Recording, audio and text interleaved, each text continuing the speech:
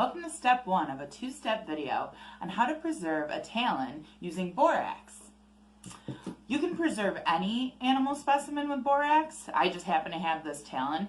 It was brought to me by the dog, yay. And I live in an arid climate, and unfortunately I didn't have any rubber gloves available, so I waited a bit to do this.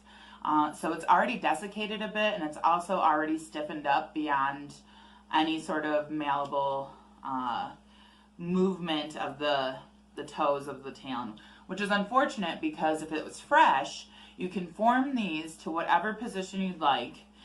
Let's say, for example, I want to hold a crystal in here, and then I would put the crystal in here, form the talon around it, and then pin each toe to a piece of cardboard, and then put it in the borax, and it would stiffen to that position, but I'll have to work around it. So I still want to use the borax as a preservation technique because it will draw any internal moisture out as well as fleshy moisture, so it'll stay preserved, and it's an insecticide, so it'll kill feather lice or any other insects that might be on my specimen. We need to cut it down. That's going to be the first step. And then the second step is going to be to put it in a 1/2 inch solution of borax. I'm going to use this container because I can just throw it away when I get done. And then we're going to sprinkle some borax on top. The reason this is a 2-part video is because then we have to leave it for 4 to 6 weeks. Since this is already a dried out specimen, I think 4 weeks will probably be plenty of time. But if you have something more fresh, you might have to wait a couple more weeks after you check it after the 1-month period. So first we're going to cut through the bone right where I want it's going to be a pendant to start. Wire cutter, clippers. I wanted to use a lopper because this is actually a pretty thick piece of bone, and I just wanted something easy and clean. I will clean this with rubbing alcohol when I'm done, and anything else that I inadvertently touch. And also, since we're using borax, in addition to rubber gloves, which you want to have when you handle any dead animals, eye protection is recommended because while borax is non-toxic, it is a skin irritant. So the lab coat is not necessary. You don't have to wear one, but it would be a lot cooler if you did. So let's get started. I'm taking this right down to the talon. And like I said, this is probably not a recommended method for doing. We did it. And just to make sure it's clean. And now I realize that there, lost some of the fur feathers, but that's okay.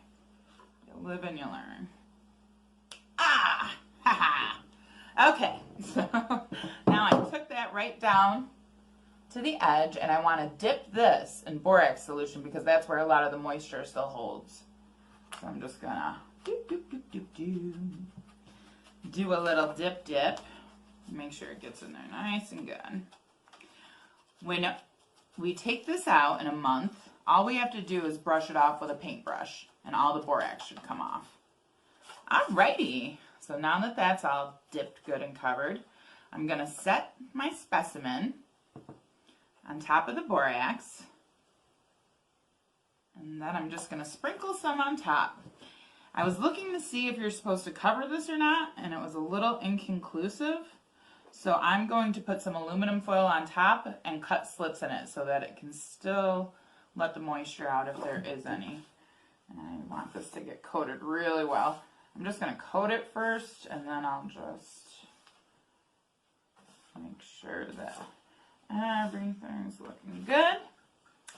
And that'll be that for a whole month. So stay tuned and we'll see what we come up with. Thanks for watching. Hi, welcome to part 2 of a video about how to cure a talon using borax. Sorry, I'll post a picture. When I opened it up, I left the aluminum foil off for a day or two. Everything looked good. And when I went to check on it, there was a really interesting pattern all over my specimen. Upon further inspection, I found out it was a ground beetle. So I'm not sure if that's the best for the ground beetle, longer than I anticipated.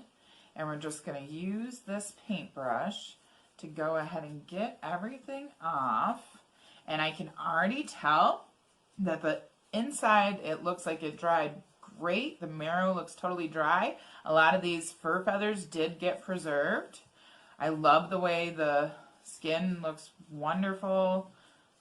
Claws good. I'll probably get rid of a couple of these tendons, but besides that, this came out really cool. And I feel great because I think that now it's actually safe for use in any project I would like. So I thought while we were here, I would show you a little bit about the process that is recommended to use on feathers. I love feathers. I work with feathers all the time. I find feathers on most of my walks. It's recommended to use Woolite, a very gentle detergent. Apparently it's all about the detergents when you're working with animal bits. So warm water and Woolite, gently mix your feathers in here. Make sure that you get the fleshy pieces off of the ends. Also be careful because you don't want to damage the feathers any more than they might already be damaged. Once I get everything scrubbed well in here, I will use a hair dryer on a cool setting to set the feathers and see if we can bring a new life back into them. But so far so good. So thanks for watching, and let's keep each other tuned. I do want to mention that in video 1, I kept saying that I was using a borax solution. Well, it's actually just borax, sans the solution part. So my apologies for that. And any other tips or notes that you have, please feel free to leave a comment.